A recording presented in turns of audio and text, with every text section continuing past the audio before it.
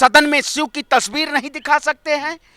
क्या ये तालिबानी सरकार नहीं है? क्या यह बीजेपी ने तुगलकी फरमान नहीं जारी कर रखा है? नरेंद्र मोदी पूरा समाज नहीं है, बीजेपी पूरा समाज नहीं है, आरएसएस पूरा समाज नहीं है। बिल्कुल उस वक्त कहां चले गए थे ओम बिरला, जब भरी संसद में एक समुदाय को गालियां दी जा रही थी, उसको कहा जा रहा था कि मूल्य काटे जाएंगे। राहुल गांधी जी ने क्या कहा? आपको आपकी गुजरात में हराएंगे। लेकिन बीजेपी एक ही हार में हड़बड़ाई हुई है, उतने में बीजेपी में मिर्ची लग गई। ये विनाश काले विपरीत बुद्धि है। बीजेपी के कटे पे नमक छिड़कने का काम किया है। हाथरस के लोगों के लिए आप संवेदना नहीं व्यक्त कर पाए। प्रधानमंत्री जी भाषण देते रहे, इन्होंने राम के साथ अयोध्या में गद्दारी करने का काम किया। अयोध्या की स्टेशन की दीवारें तक गिर गईं। और अब 5 साल सर्कस नहीं चलेगा, मुद्दों पे बात होगी। देश के प्रधानमंत्री को मुद्दों पे बात करनी होगी। जुल्मी कब तक जुल्म करेगा सत्ता के गलियारों से? चप्पा चप्पा संसद गूंज उठेगा राहुल गांधी के नारों से। नमस्कार, आप देख रहे हैं नेशनल दस्तक। मैं हूं रंजय कुमार। संसद का सत्र चल रहा है, घमासान मचा हुआ है संसद के अंदर भी और संसद के बाहर भी। देश में कई सारे ऐसे मुद्दे चल रहे हैं जिसको लेके बवाल सा मचा हुआ है, और इन सारे मुद्दों पे बातचीत करने के लिए आज हमारे साथ मौजूद हैं श्रवण पांडे, जो कि कांग्रेस के नेता हैं। सर, आपका स्वागत है हमारे चैनल पर। बहुत बहुत धन्यवाद। सर, क्या कहेंगे, कल संसद में जो है प्रधानमंत्री मोदी ने आरोप लगाया राहुल गांधी पे कि वो हिंदुओं को हिंसक कह रहे हैं, क्या कहेंगे आप? जिन्हें जिस पार्टी को भगवान शिव की छवि दिखाने के, भगवान शिव का चित्र दिखाने से घबराहट हो जाती हो, ऐसे नेताओं को क्या कहेंगे? आप बताइए, हमारे नेता ने क्या बयान दिया? आप अगर तस्वीरों को इन वीडियो में जाके देखिएगा, उन्होंने हिंदू समाज को हिंसक नहीं कहा है। जिस तरीके से आलू के सोना मुद्दे को बीजेपी ने देश की जनता को भ्रमित करने का काम किया, आपके चैनल के माध्यम से मैं दिखा देना चाहता हूं देश की जनता को। देखिए राहुल गांधी जी ने क्या कहा है। डर का देश नहीं है। राहुल गांधी जी ने कहा है ये डर का देश नहीं है, हिंदू डर नहीं फैलाता, हिंदू सहिष्णु होता है, हिंदू उदारवादी होता है। लेकिन जिस तरीके से देश के प्रधानमंत्री के शासनकाल में इस देश के हिंदुओं के साथ अन्याय हुआ है, देश के प्रधानमंत्री जवाब देंगे। आप बताइए, आप सदन में शिव की तस्वीर नहीं दिखा सकते हैं? क्या ये तालिबानी सरकार नहीं है? क्या यह बीजेपी ने तुगलकी फरमान नहीं जारी कर रखा है? राहुल गांधी जी ने कहा नरेंद्र मोदी पूरा समाज नहीं है, बीजेपी पूरा समाज नहीं है, आरएसएस पूरा समाज नहीं है। बिल्कुल जो लोग कहते हैं कि अगर आप देश के प्रधानमंत्री से सवाल कर दीजिए तो आप देश से सवाल कर रहे हैं, अरे कौन लोग पढ़ के आते हैं, ये देश को नफरत फैलाना चाहते हैं। अगर आप इस देश में किसी भी सरकार से सवाल करते थे पहले, तो वो कहा जाता था इस देश में लोकतंत्र काबिज है। लेकिन सदन में आप बताइए, ओम बिरला एक स्पीकर हैं, स्पीकर विपक्ष के नेताओं के प्रति उनका रवैया देखिए और सत्ता पक्ष के नेताओं के प्रति उनका रवैया देखिए, दोहरा चरित्र नजर आता है। राहुल गांधी जी ने सच कह दिया तो क्या गलत कह दिया? उन्होंने कह दिया, जब आप पहली बार जब वो स्पीकर पे बैठे पद पे, दूसरी बार तो उन्होंने, प्रधानमंत्री जी ने जब पहुंचे तो ओम बिरला जी झुक के उन्होंने प्रणाम किया। अगर इस सच्चाई को राहुल गांधी जी ने उजागर कर दिया कैमरा के सामने, तो ये कहीं ना कहीं डरी तो है। कल्चर भी तो है बड़ों के सम्मान में झुकना, उम्र में बड़े हैं वो, उन्होंने यही जवाब दिया है। नहीं देखिए, उम्र में बड़े मैं कहता हूं संवैधानिक, जब लोकतंत्र के पद पे हैं आप, अब ये नहीं है उम्र में बड़े हैं तो जज झुकने लगेंगे। हाँ, जज झुकने लगेंगे, आप उम्र में बड़े हैं, आपके साथ थोड़ा कार्रवाई कम की जाएगी। आप बताइए, जिस तरीके से उन्होंने हमारे विपक्ष के नेता को, दीपेंद्र हुड्डा को, जिस तरीके से उन्होंने सदन में, बीच सदन में बैठाने का काम किया, क्या ये शोभा देता है? आप क्लास के हेडमास्टर हैं, क्या वो भगवान की कुर्सी है? अरे आप भी एक सांसद चुन के आए हुए हैं और आप बैठे हुए हैं स्पीकर पे, ध्वनि मत से आप उस कुर्सी पे बैठे हैं, लेकिन आपने इस देश की जनता के साथ अन्याय करने का काम किया। मैं पूछना चाहता हूं ओम बिरला से, उस वक्त कहां चले गए थे ओम बिरला, जब भरी संसद में एक समुदाय को गालियां दी जा रही थी, उसको कहा जा रहा था कि मूल्य काटे जाएंगे? वो एक सांसद बीजेपी का तक कह दिया उसी भरी संसद में, तब वहां पे स्पीकर ओम बिरला नहीं अपना बयान दिए, तब उनको नहीं दिखाई दिया सदन की गरिमा को। ये लोग इस देश में नफरत को फैलाना चाहते हैं और उसका परिणाम आपने देख लिया। गुजरात में जिस तरीके से बीजेपी और संघ के लोगों ने, राहुल गांधी जी ने क्या कहा, आपको अब की गुजरात में हराएंगे, तो ये लोग कार्यालय पे पहुंच गए, तोड़फोड़ करने लगे। ये लोग पहुंच के कार्यालय पे इन्होंने आगजनी की, पत्थरबाजी की, गाड़ियां तोड़ी, तमाम हमारे यूथ के कार्यकर्ता, मेन बॉडी के कार्यकर्ता लोग घायल हैं। इसका जिम्मेदार कौन है? देश के प्रधानमंत्री जिम्मेदारी लेंगे? नहीं जिम्मेदारी लेंगे। मैंने तो जितने अपने धर्म को पढ़ा है, अपनी सनातन को पढ़ा है, उतना पारंपरिक ढंग से ये देश की जनता को बताने का काम किया है। लेकिन इन्होंने नफरत के नाम पे इस देश को कहीं ना कहीं ठगने का काम किया है। ये हिंदू समाज के ठेकेदार नहीं हैं। हिंदू समाज हमेशा न्याय की बात करता है। भारतीय जनता पार्टी के शासनकाल में अन्याय करने का काम किया है। सर एक क्वेश्चन लेंगे, अयोध्या की जीत पे क्या कहना चाहेंगे? हालांकि ये कई ये सवाल जो है कई जगह पूछा जा चुका है, आपने लोगों ने जवाब भी दिया है।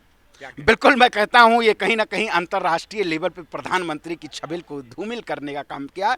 मैं भी अयोध्या की धरा से आता हूं, प्रभु श्री राम की धरा से आता हूं। भगवान श्री राम ने कहा है, रघुकुल रीत सदा चलियाई, प्राण जाए पर बचन न जाई। भगवान श्री राम जब 14 बरस का वनवास पे हो गए थे, तो अयोध्या की महानतम जनता को उन्होंने तब भी प्रणाम किया था कि आपने जो भी न्याय किया है, आपने जो भी हमें हुक्म दिया है, उसको मैं स्वीकार करूंगा। उन्होंने 14 बरस जंगल में वास किया था। लेकिन बीजेपी एक ही हार में हड़बड़ाई हुई है, सदन में अयोध्या मुद्दे पे जिक्र नहीं करना चाहती है। हमारे नेता ने तो सदन में राहुल गांधी जी ने अयोध्या के सांसद से ही शुरुआत की, उतने में बीजेपी में मिर्ची लग गई। मैं फिर कहता हूं, ये विनाश काले विपरीत बुद्धि है। ये लोग न शिक्षा पे, राहुल गांधी जी ने लगातार तमाम मुद्दों की आवाज उठाने का काम किया, चाहे किसानों की बात हो, चाहे नौजवानों की बात हो, चाहे महिलाओं की बात हो, चाहे मणिपुर की बात हो। लेकिन मणिपुर पे प्रधानमंत्री नहीं गए आज तक बात करने, क्योंकि ये जानते हैं मणिपुर में बनाने वाले, मणिपुर की हालत को बनाने वाला जिम्मेदार कौन है? देश का प्रधानमंत्री है। और प्रधानमंत्री को कहीं ना कहीं चुप्पी तोड़नी चाहिए।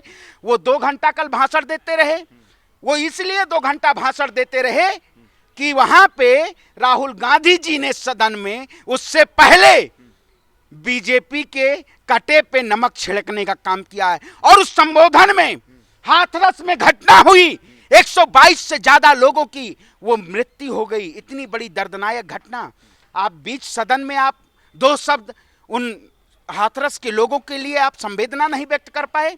प्रधानमंत्री जी भाषण देते रहे, उनको पता नहीं चला? अरे जिसके हाथ में कलावा हो, जो कैलाश मानसरोवर की यात्रा किया हो, जो सच के साथ अडिग हो, सच के साथ खड़ा हो, वो शिव का भक्त राहुल गांधी हैं। और राहुल गांधी शिव की जिस तरीके से वो तपस्या किए हैं, शायद देश के प्रधानमंत्री ये तो कैमरे के सामने दिखावा करने जाते हैं। राहुल गांधी जी दिखावा नहीं, पर वो प्रदर्शन करने नहीं जाते हैं धर्म के नाम पे, वो मूर्ति लेके प्रदर्शन नहीं करते हैं। प्रधानमंत्री जी तो दिखावे का प्रणाम करते हैं। अयोध्या के कोतवाल जो महावीर हनुमान हैं, वो प्राण प्रतिष्ठा में जाने से भूल गए। अयोध्या के कोतवाल हमारे हनुमान जी हैं, लेकिन प्रधानमंत्री मोदी जी कभी उनका दर्शन करने नहीं गए। अयोध्या की जीत पर क्या कहेंगे? किसकी जीत है? जनता की जीत है, लोकतंत्र की जीत है, राम जी की जीत है, सेकुलरिज्म की जीत है? किसकी जीत है? क्योंकि भाजपा कहती है कि राम जी हमारे हैं, आप भी कह रहे हैं राम जी हमारे, तो आप धर्मनिरपेक्ष भी हो जाते हैं अपनी सुविधा के हिसाब से। अब जब जीत गए हैं तो जनता, राम जी जीत गए हैं, राम जी हमारे साथ हैं, तो आप अपनी सुविधा के हिसाब से धर्मनिरपेक्ष हो जाते हैं, आप अपनी सुविधा के हिसाब से राम जी के साथ हो जाते हैं। जीत किसकी हुई है वहाँ पे? देखिए, यहाँ सुलभ शौचालय नहीं, सुविधा की बात है। मैं फिर कहता हूँ आपको, मैंने कभी नहीं कहा भगवान सिर्फ हमारे हैं। मैंने लगातार कहा है भगवान सबके हैं। और वसुदेव कुटुंबकम सर्वे भवन्त सुखमा सर्वे निरामयम, हम सभी धर्मों की बात करते हैं। लेकिन भारतीय जनता पार्टी केवल धर्म के आधार पर लोगों का विभाजन करने का काम करती है। हमारे सनातन की परंपरा में मैंने जिस तरीके से अपने पारंपरिक जीवन को और अपने सनातन को पढ़ा है, जब प्रधानमंत्री जी वेदी पे बैठे थे प्राण प्रतिष्ठा में, तो उन्होंने कहीं ना कहीं सनातन का अपमान किया था। आखिर वेदी पे बैठता कौन है?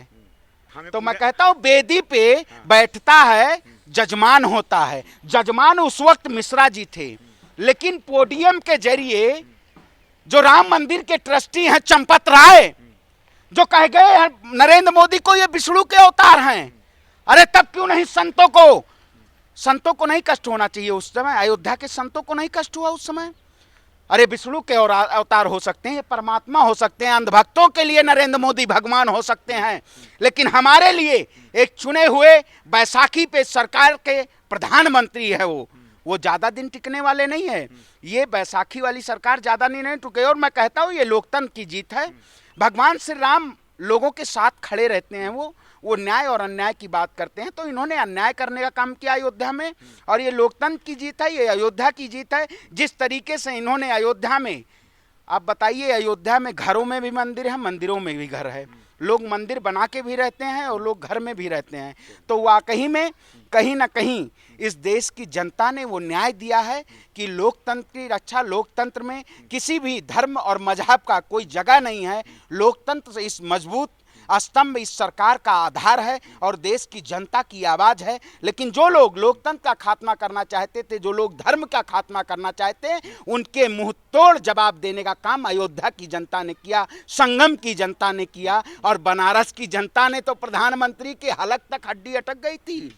1.5 लाख वोट से जीते हैं, बड़ी परेशानी थी। तो कहीं ना कहीं ये सब की जीत है और अयोध्या की जनता ये पूर्ण रूप से न्याय करना जानती है। मैं भी अयोध्यावासी हूँ, वहाँ के बंदर भी कभी भगवान श्री राम के साथ गद्दारी नहीं किए थे, लेकिन इन्होंने राम के साथ अयोध्या में गद्दारी करने का काम किया। अयोध्या की स्टेशन की दीवारें तक गिर गईं, ये आपको पता है।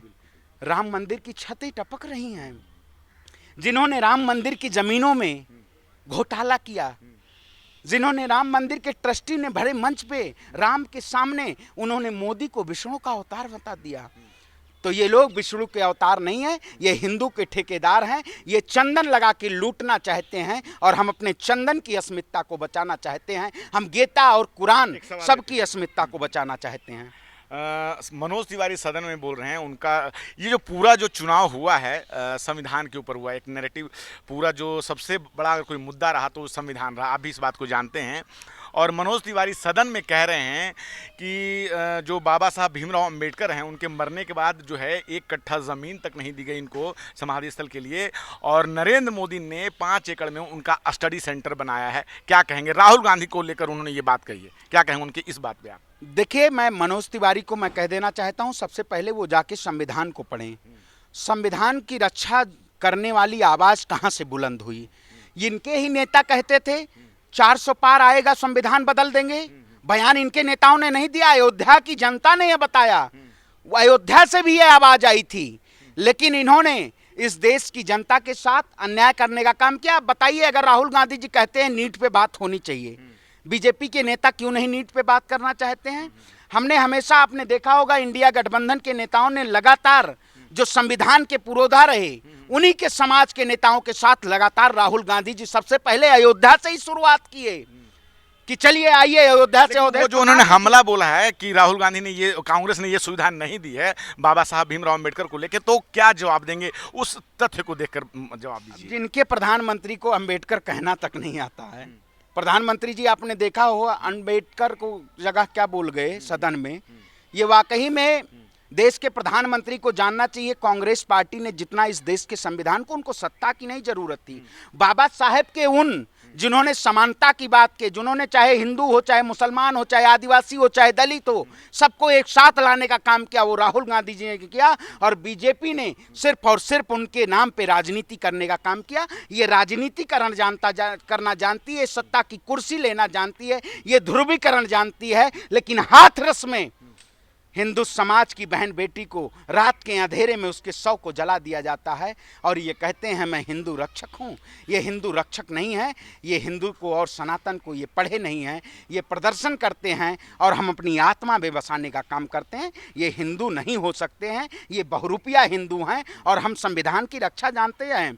उन्होंने स्टडी सेंटर बनाने का काम 10 साल में क्या किया? 10 साल में उन्होंने कौन से ऐसे संविधान को, मणिपुर में हमारी बहनों बेटियों को चीरहरण करने का काम किया गया, इसी जंतर मंतर पे दिल्ली की सड़कों पे हमारी पहलवान बेटियों को जो हमारे देश के तिरंगे का मान बढ़ाती हैं, उनको इनके नेताओं ने घसीटने का काम किया, इनकी प्रशासन ने घसीटने का काम किया।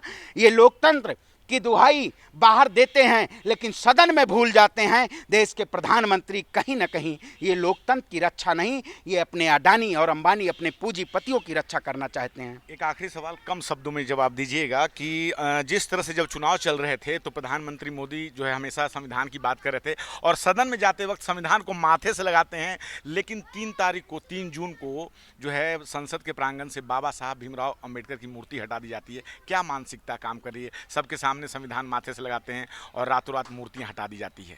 देखिए, प्रधानमंत्री के नियत और नीति में दोनों खोट है। प्रधानमंत्री जी कहते कुछ और हैं, करते कुछ और हैं, क्योंकि उन्होंने हमेशा ताक पे रखने पर जनता ने उनको संविधान के माथे लगाने पे मजबूर कर दिया। जनता ने जब जनादेश दिया वो तो सोचते थे कि 400 पार आ जाएगा, और वो खुद स्वयं उनके नेताओं ने कहा है वो लोकतंत्र को एक तंत्र बनाना चाहते थे, लेकिन इस देश की जनता ने उस मुंहतोड़ जवाब देने का काम किया। और मैं कहता हूं प्रधानमंत्री जी जो हैं ये बताएं कि नई संसद में अंबेडकर की और गांधी की मूर्तियों को क्यों हटाया गया। देश के प्रधानमंत्री लेकिन सदन में इस पे बात नहीं करेंगे, लेकिन हम ये मुद्दा उठाएंगे और वहाँ दोबारा गांधी जी की और अंबेडकर की तस्वीर दोबारा वहाँ पे सदन में स्थापित होनी चाहिए। देश के प्रधानमंत्री नहीं तो ये कहीं ना कहीं केवल इस संविधान को देश में बेच के और देश की जनता के साथ छलावा करने का काम किए।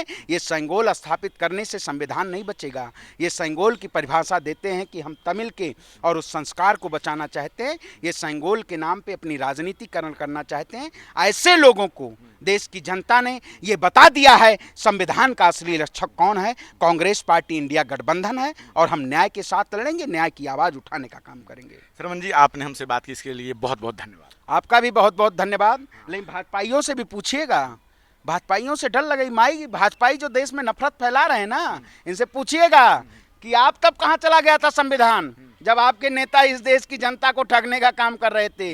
असली संविधान के रक्षक हम हैं और हम लगातार बुलंद आवाज़ के जरिए इस देश की जनता की आवाज़ बने हुए हैं। और हमें सत्ता की ज़रूरत नहीं है, हमें जनतंत्र की ज़रूरत है और जनता की आवाज़ सदन में गूंज रही है। हमारे नेता दहाड़ रहे हैं और अब 5 साल सर्कस नहीं चलेगा, मुद्दों पे बात होगी। देश के प्रधानमंत्री को मुद्दों पे बात करनी होगी। जुल्मी कब तक जुल्म करेगा सत्ता के गलियारों से, चप्पा चप्पा संसद गूंज उठेगा राहुल गांधी के नारों से, राहुल गांधी के नारों से। तो आपने सुना श्रवण पांडे को, जो कि अयोध्या से हैं और लगातार इस बात को लेकर हमला कर रहे हैं कि किस प्रकार से प्रधानमंत्री मोदी जो है वो राहुल गांधी को बदनाम कर रहे हैं, उनके बयान को तोड़ मरोड़ कर पेश कर रहे हैं। और भी कई सारे मुद्दों पे उन्होंने अपनी राय रखी है। क्या है आपकी राय? आप अपनी राय हमें ज़रूर कमेंट में बताएं। मैं रंजय कुमार, कैमरामैन आशीष के साथ, नेशनल दस्तक। धन्यवाद। नेशनल दस्तक की आपसे गुजारिश है कि अगर इसको बचाना चाहते हैं तो नेशनल दस्तक को सब्सक्राइब करने के लिए रेड कलर के सब्सक्राइब बटन को दबाएं, फिर बेल आइकन की घंटी दबाएं। नेशनल दस्तक को बचाने के लिए बहुत जरूरी है कि हर खबर को शेयर करें, लाइक करें, कमेंट जरूर करें।